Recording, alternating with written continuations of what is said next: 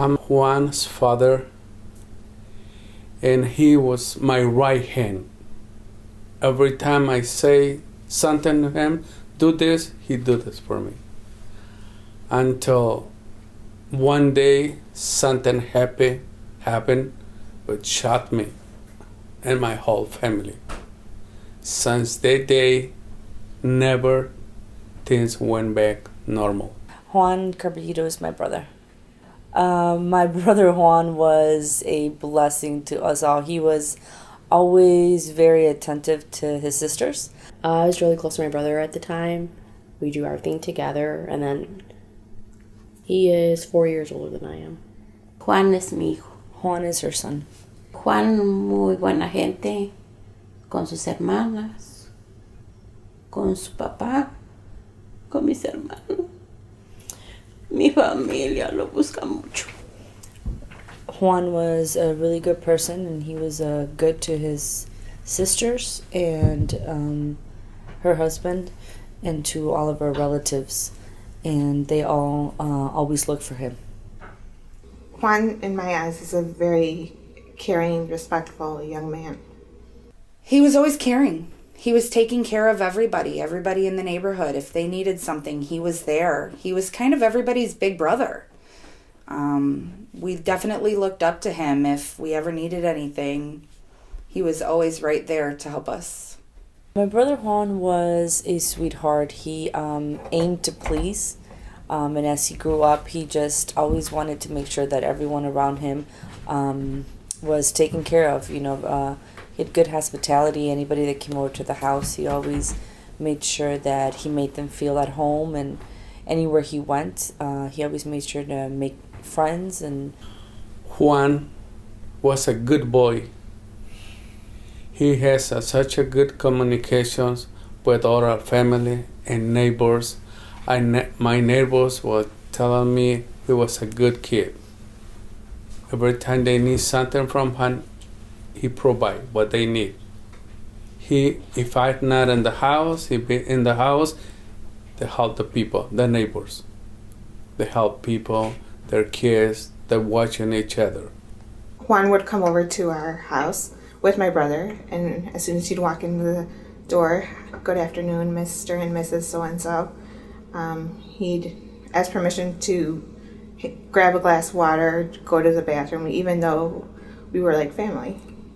He was always at our house as a young boy, but he still always asked for permission. my brother Juan was a very devoted son. You know, he always took care of my mom very well. And my mom is not able to drive. So as soon as he got his license, the thing that stuck out to us as a family the most is how instrumental he was in making sure that my mom could go grocery shopping. And they fed off of each other in terms of needing each other for things. And he was definitely a mama's boy. So he was just a sweetheart and just very loving. You know, anything he did, he always did it with love.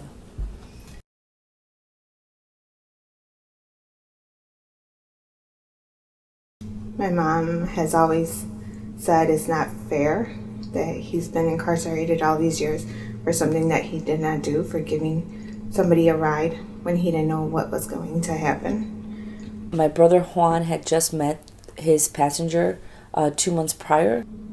At 17, you think people are your friends and they're not. We knew that they were trying to make an example out of my brother, because out of the 5 statements that he gave where he said he did not know that his passenger had a gun and intentions of killing anybody, the very last statement after 72 hours of not eating, not drinking, and not sleeping, and being told that you're going to be given the death penalty if you don't cooperate with us, he said in the statement that he did know that the passenger had a gun. And according to my brother, he said that that's what the detectives told him to write, and that if he wrote that, they would let him go home. The investigators, they say something he never said that. Even in his report, he say the cop who interrogated Juan, He say, write it this, write it this. This is my friend. You write it down. He write it down what he say, not what Juan says. They knew who the shooter was. They never found the gun. According to the state, they went to look for the shooter, the passenger, to his house in Gurnee, but they think that he fled to Chicago, and then currently they think he's in Mexico. And there's still an active warrant for him. It's been 11 years. During the trial, we were informed that the evidence the detectives had against my brother, not all of the evidence had been turned over, and our attorney failed to do what he had to do to make sure that we could just stop it and start all over again, because the state had broken a Brady violation, and they, meaning the detectives in the state, withheld information to find my brother guilty. Yo me sentía no ver a Juan, no ver a mi hijo. Yo sentía morirme. Porque yo no pensaba que no fuera a quedarse ahí. Yo pensaba que nada más era por un rato. Pero no. The night that they took her son, Juan, she said that when he didn't return, she thought she was going to die. She didn't imagine for one moment that he wasn't coming back. She thought that that couldn't happen. She just thought that that was the worst thing that could have happened to her. She felt like, you know, something died inside of her. Can you think of anything?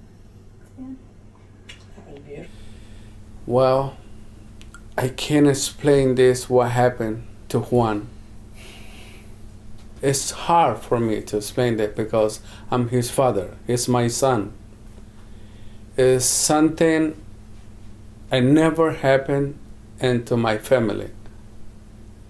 But it's very devastating, especially for my wife and I and my 2 other daughters. Until today, we're waiting for justice to make sure, correct all those mistakes, but they did it.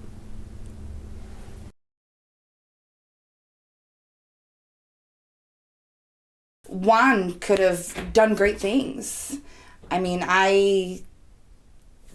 Juan was such a caring individual, so I see him doing things like in the medical field or helping people. That's what I saw Juan growing up to do. Juan would probably be married with kids. Probably went to school. He really liked cars, so I'm sure he would be doing something with automotives, collision repair, speakers, tinting windows. He loved all of that.